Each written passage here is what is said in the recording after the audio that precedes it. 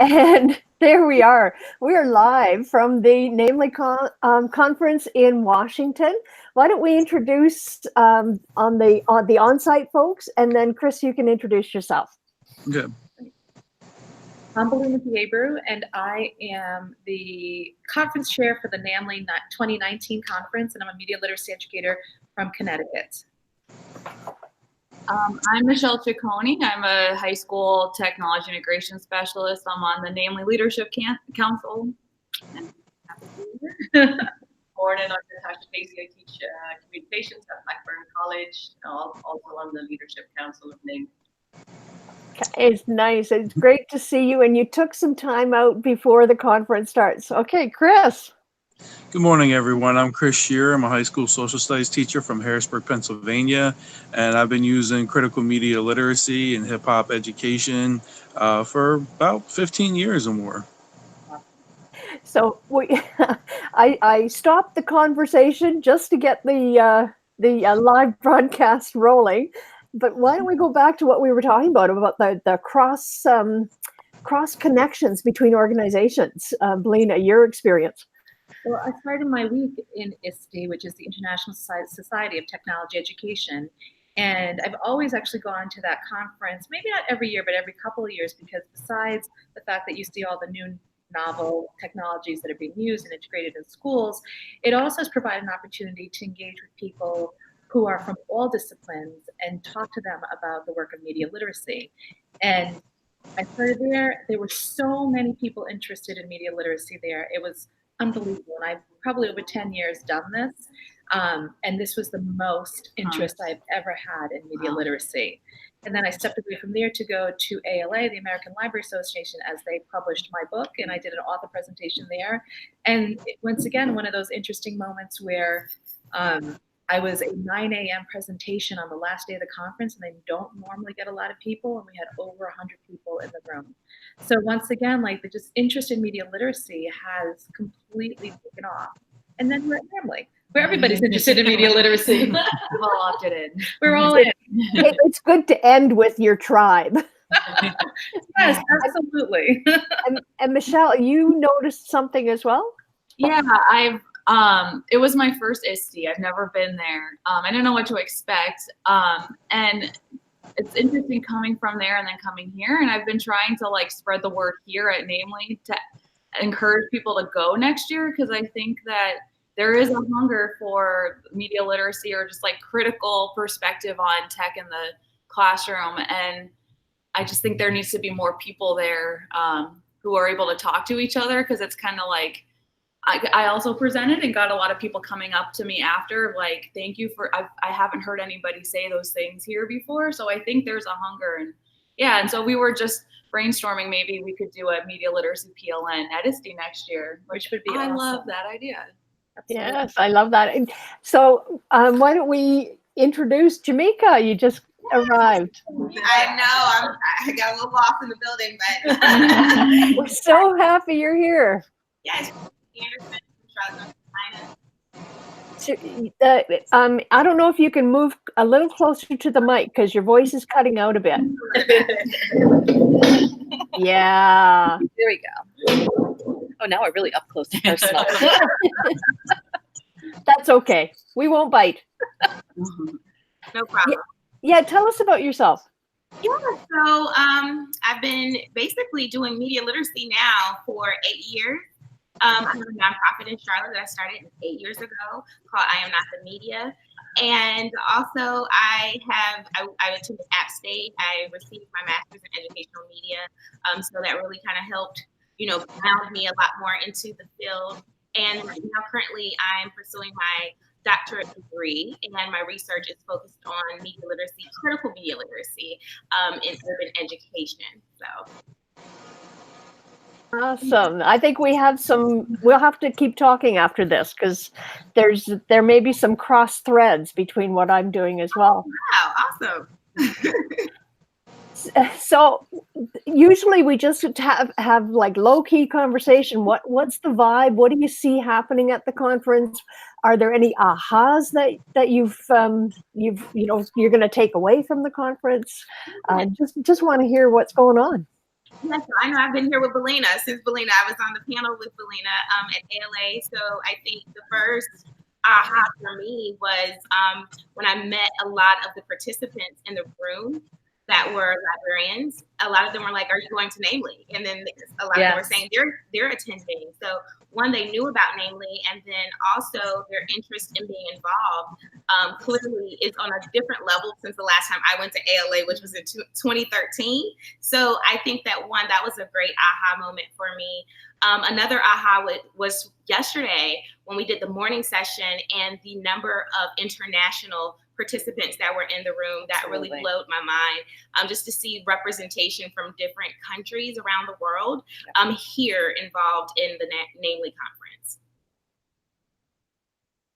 Yeah, we've had I think for me, this conference was a switch. We kind of threw up the old model of how people present, where they stand and deliver, and tried different things like curriculum roundtables, idea fairs.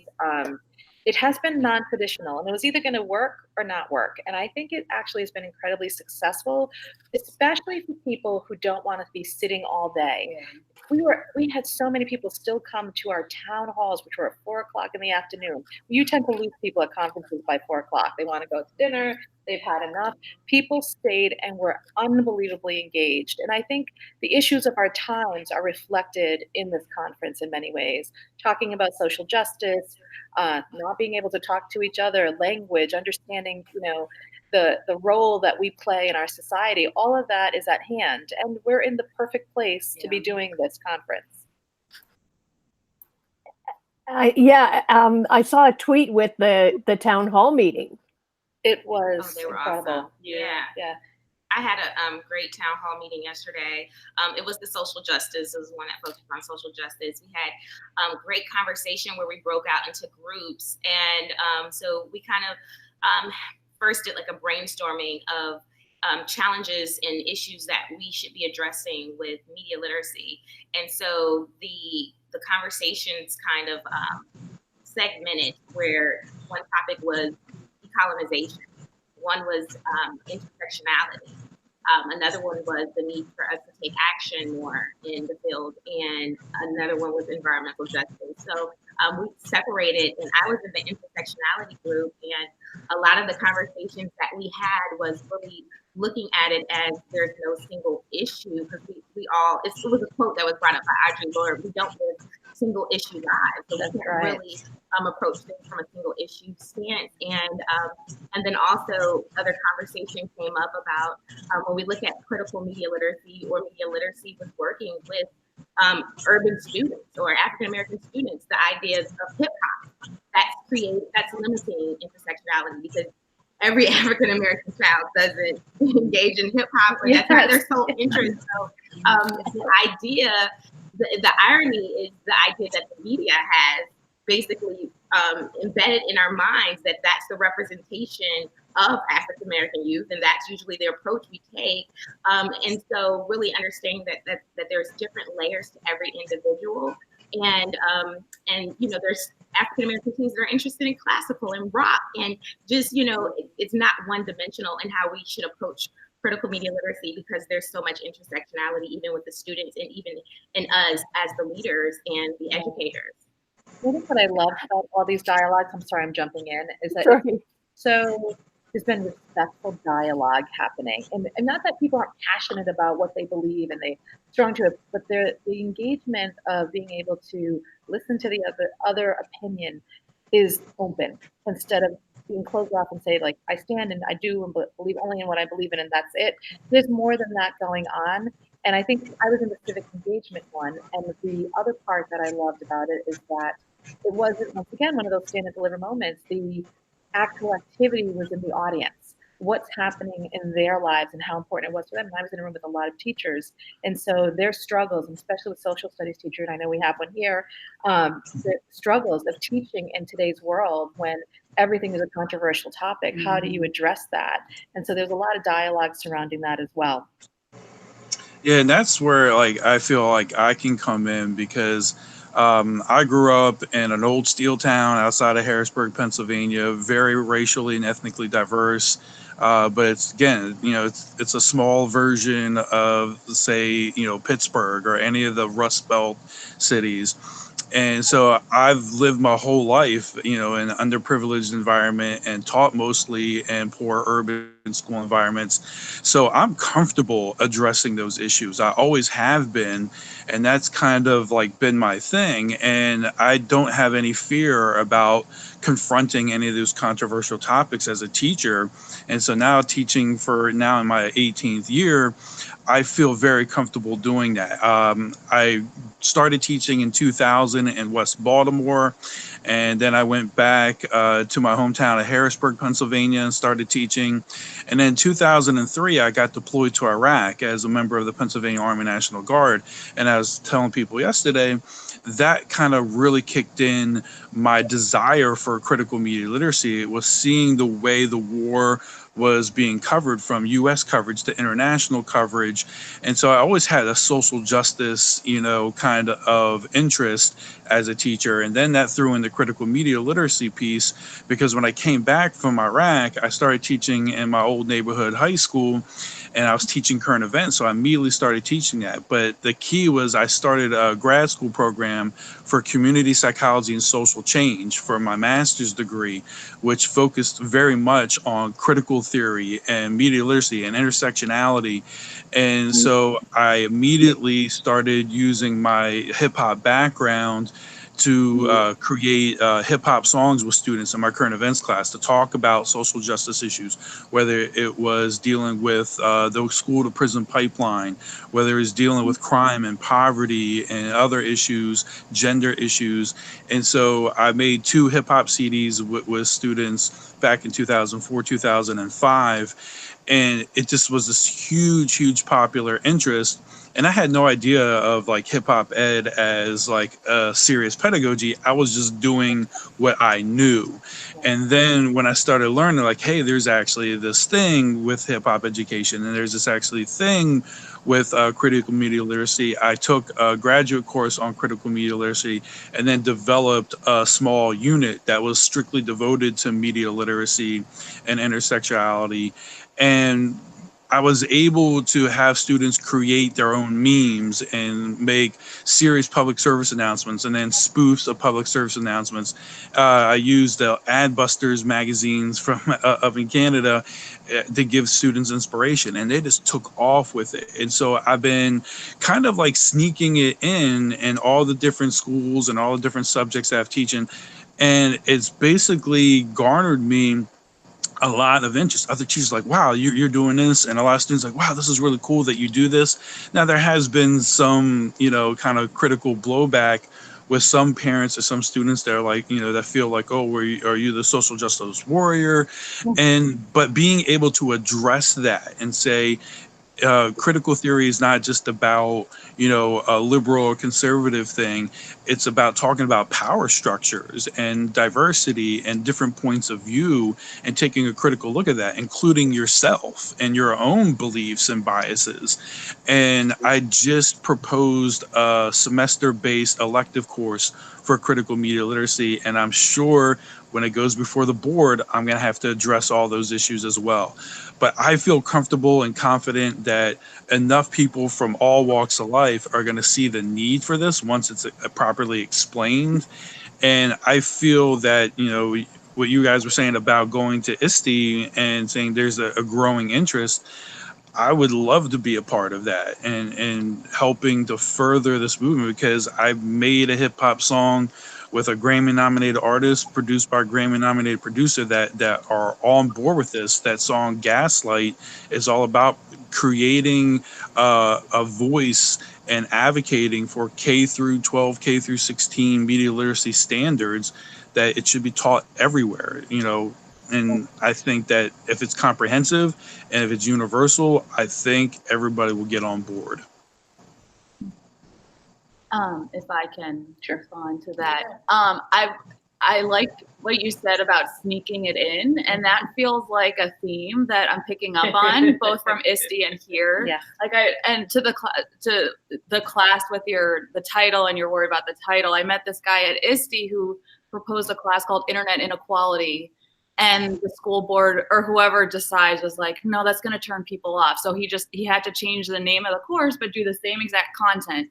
And that's so silly. And yesterday I went to a panel with Ruth Donick yep. and Rob Greco. What's his first name? Michael. Mike Rob Greco. And they were talking about sneaking media literacy and hitching onto the push for personalized learning, which is, it's like, yeah, it's written into like state Everything. frameworks. Absolutely. And I really relate to that, because like people don't really understand what it is, but so if you show it and then you're after the fact, like, yeah, this is what we're doing and it's great, and that's media literacy, like I think that can gain more traction sometimes. Right. Actually, to piggyback on that, we had that same discussion in the civic engagement piece, where teachers really were talking about their struggle, especially history teachers, to have these strong conversations with students.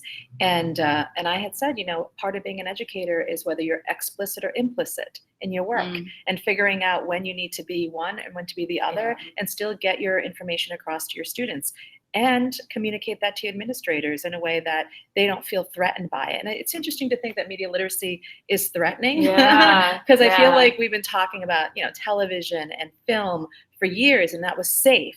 Now we're talking about real core issues that are being transmitted in the same spaces that we were talking about before. It's just that it's happening so much faster in a totally different world. And I think that's the piece that caught me. You talked about the international thread to the conference, and it's a different world that is borderless almost. So are there conversations that are happening among the international participants at the conference that are different or renewing? Well, I think that I almost feel sometimes that the international folks have had a little bit of a different grasp on media education. They call it more media education than media literacy, but the term media literacy is now being floated back and forth.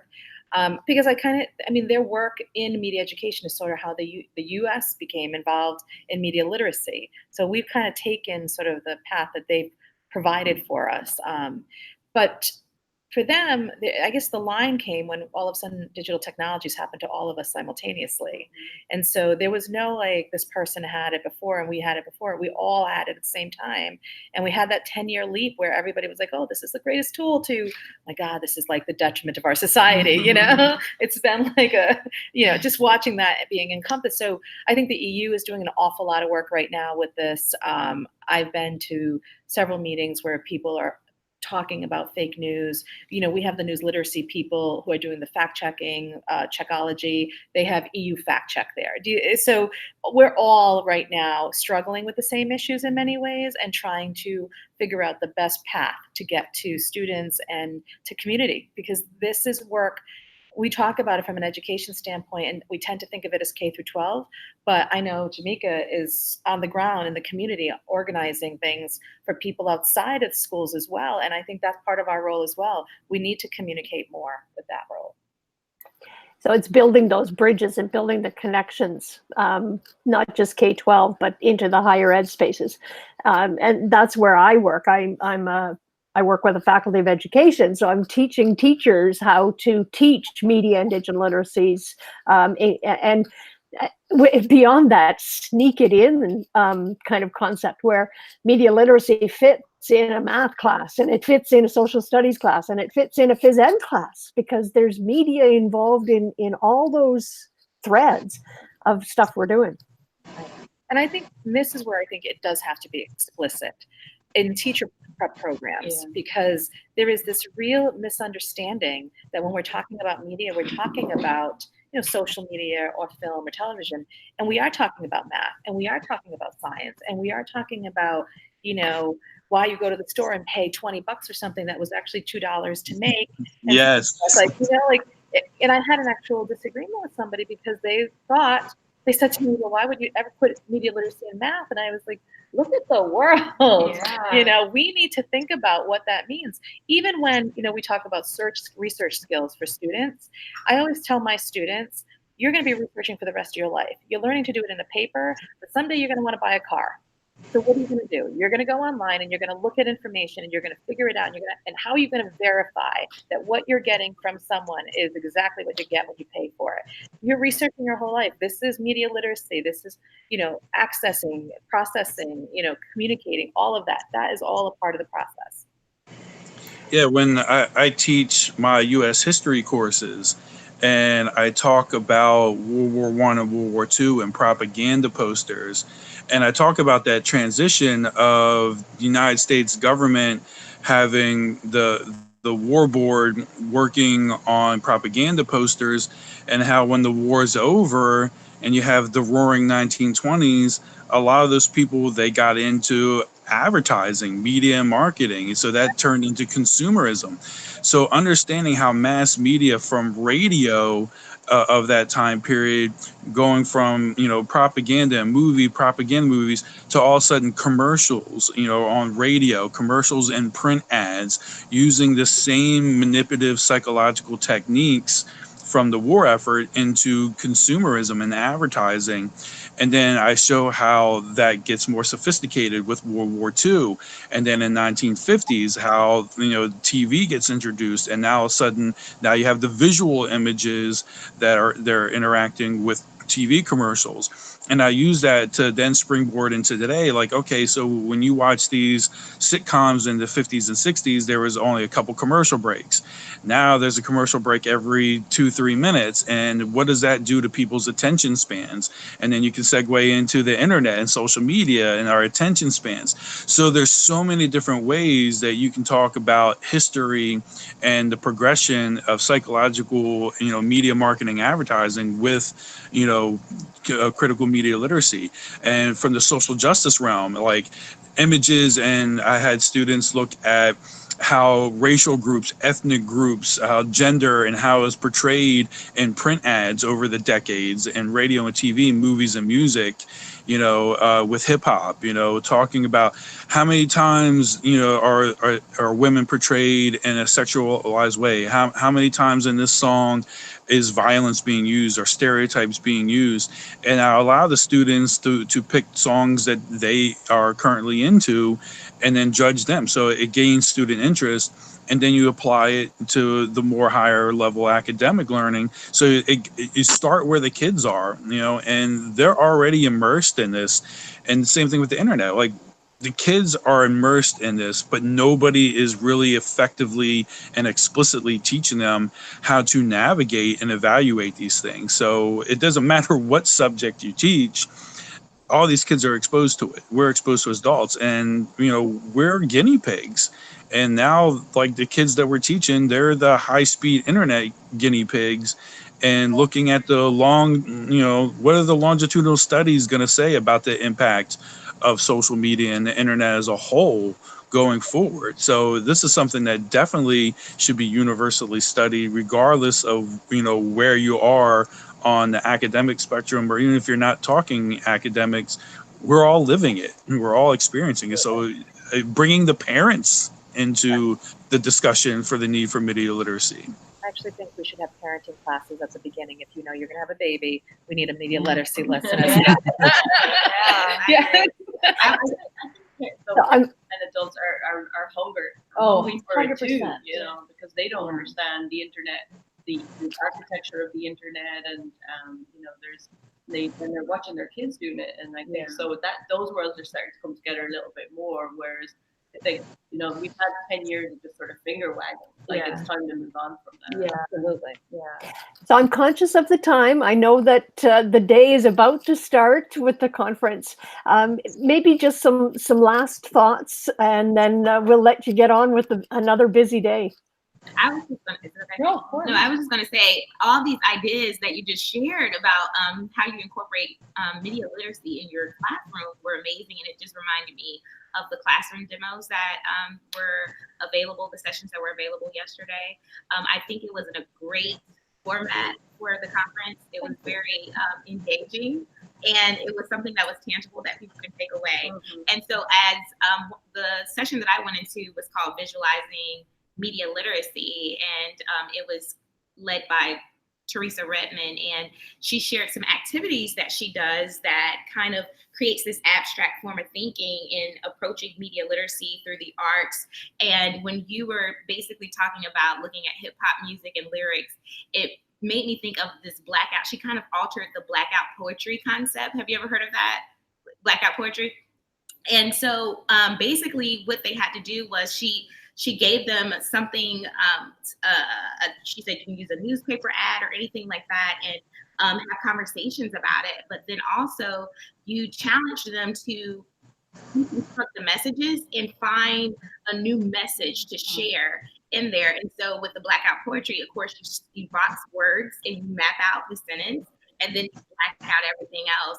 And so just thinking about the lyrics in music, I'm like, that could definitely work with looking at the lyrics and looking at objectification and them deconstructing that piece and creating that blackout poetry kind of concept to create a new message of what this song is saying once it's been deconstructed. So I just connected those and just wanted to share. That was a great session that I know I took away. Thank you.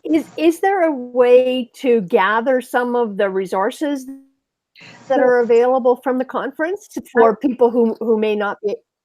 Yes, I'm sorry. There's actually someone who posted something on Twitter to start collecting the information. So that's actually a possibility. I'm hoping when you're in the middle of the conference, you never remember everything that you're supposed to. Like it's like there's that one thing that you absolutely need, and so a lot of people have been trying to like sort of fill in the gaps for us in many ways. This is one of them, so I'm hoping that we'll actually have that opportunity. And once we have it, I'll share it out. That would be wonderful, because I know conferences are rich places. I've been tracking. I see Diana has arrived. I've been tracking Diana's Twitter stream. Well, good morning. I'm so sorry. I'm actually going to have to step out. I apologize, but I did end one quick thing, and I think this is something for all of us, that our conversations tend to be with other educators a lot, too often, I think. And really, our conversations need to be happening with everyone, whether it's, you know, your friend down the street. People need to start hearing more and more about that. One of the challenges I feel like this week I've had is that anybody who asks me what I'm doing here, I'm telling them what I'm doing and what it is and how we're doing it and so forth. And I think part of what our job is to community build, and it's got to step outside of education as well, because people see education in one lens mostly, and it's their own personal experiences with education. And then outside of that, we really need to do more. So thank you for having me. I'm sorry I have to step out. And Thank you so much for taking time out of your busy day. I'm going to make space for them to come up forward. Okay, because I'll give you my space. So we'll Helen. Hello, I'm so glad to see you. Glad to see you too. You made your subway trip. I did. So I was just saying to Neil that my estimation skills are a little bit rusty about how long things are going to take to actually make it to here. Because I'm like, oh, no problem. See you in half an hour. And I didn't recognize Neil. Good morning. Good morning. It's nice to see you from across the miles. Thank you. Oh, sorry, across the kilometers. Across the kilometers, across the miles. So this is accessible for our Canadian and American markets. Yes, and thank you so much for all the active tweeting. Oh, no problem. It's a great way to capture the moment, but also it's a reminder too, right? Yeah. Like, oh, right, I did see that, and it was amazing. And It's almost your curation tool. Yeah. yes, exactly. Yes, exactly. Yeah. So and we were just very cognizant of the time in the conference, and to make sure that you have time to get on with the day, maybe just a couple of insights that you've picked up from the conference so far. Okay, great question. Although I would like to hear, if it's okay, what things have already been shared with the group. What We touched on the town hall experiences, Yes. The international presence, where people are coming from, the ALA, the librarian conference, and ISTE conference, and just like the cross pollination of ideas, and maybe what to do next year to bring some of these ideas into those spaces.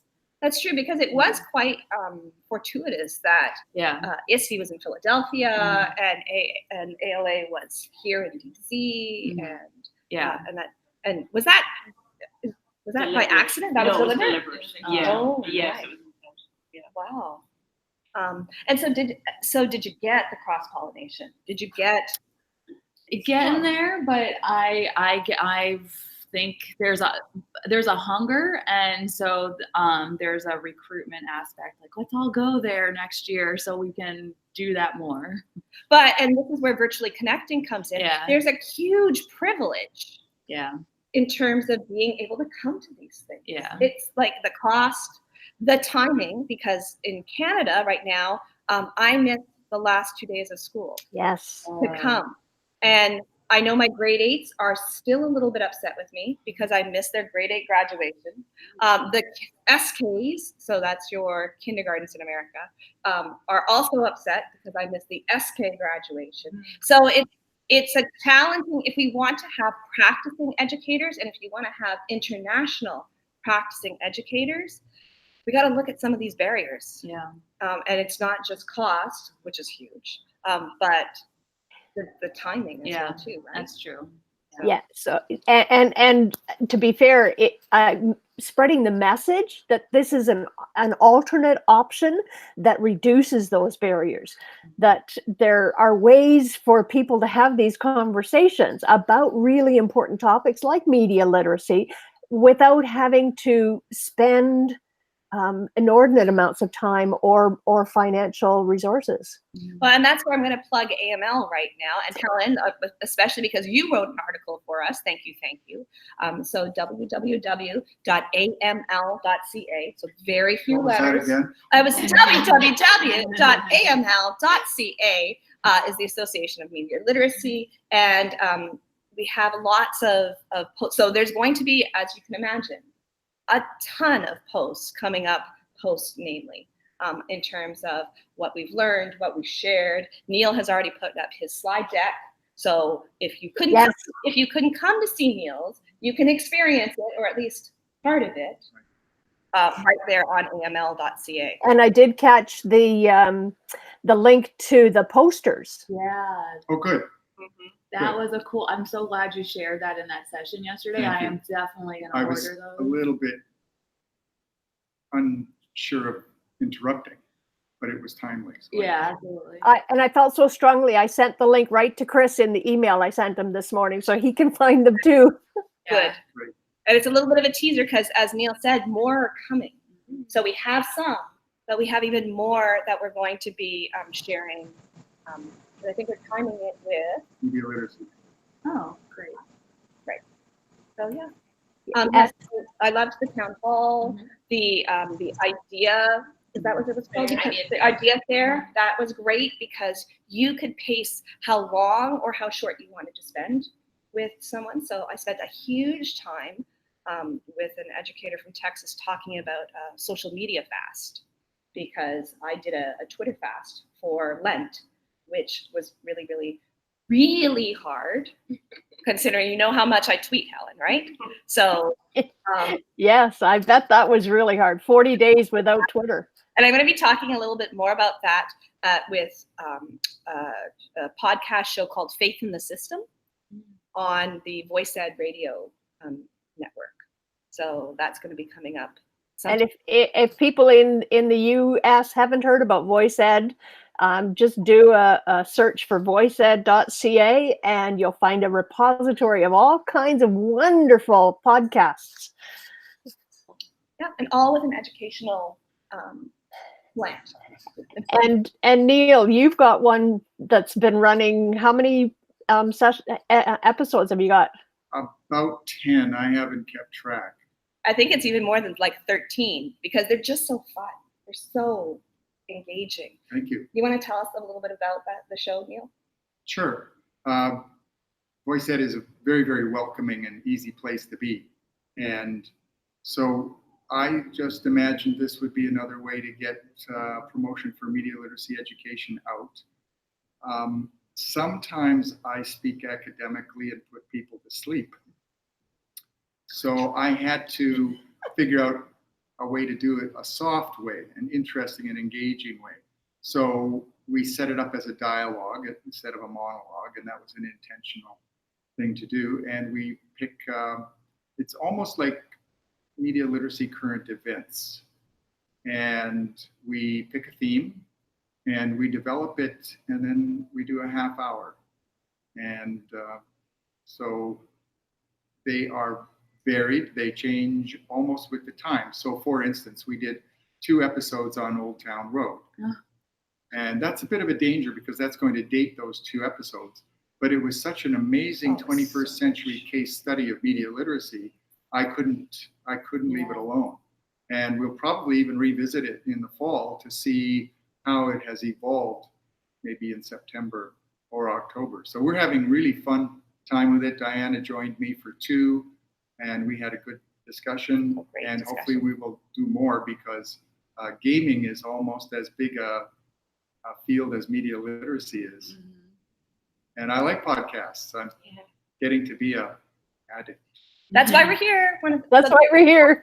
Anyway, I'm very cognizant of the time. I don't want to take any more of your time, and I know Chris has got some holiday time to spend on the beach. So, any final thoughts before we stop the broadcast? Well, I just want to say thank you for inviting me to be a part of this virtually connection and talking about media literacy. I want to be able to continue the conversation. And what was said a few minutes ago about not just being in the academic realm, even though like within academics, we still need to find ways of making more network connections and making media literacy more comprehensive across the board, but taking it to the public.